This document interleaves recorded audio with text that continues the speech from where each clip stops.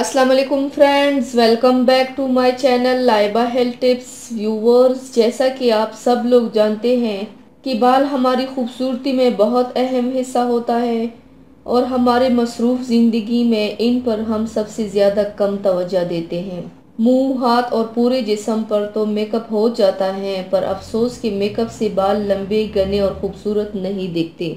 तो आज जो मैं आपके साथ जादुई नुस्खा शेयर करूंगी, उससे ना सिर्फ आपके बाल लंबे और घने होंगे, बल्कि जो लोग गंजेपन का शिकार है उनके बाल भी दोबारा आ जाएंगे। औरत की खूबसूरती का अहम जुज़ बाल है। अगर आपके बाल बदरंग और खुश्क है तो वो देखने वालों पर अच्छा तासुर नहीं डालेंगे और आपकी शख्सियत भी पुरकशिश नहीं लगेगी। तो चलिए शुरू करते हैं, पर इसके पहले प्लीज़ मेरे चैनल को सब्सक्राइब कर लीजिए और बेल आइकन को दबाइए एवरी लेटेस्ट ब्यूटी अपडेट को सबसे पहले पाने के लिए। इसके लिए आप लोगों को चाहिए, इमली को रात को पानी में भिगो दें, सुबह इसके पानी से सर धोएं। इससे बाल लंबे हो जाते हैं। इस अमल को हफ्ते में 3 बार करें और इसके साथ नारियल का तेल भी इस्तेमाल करें।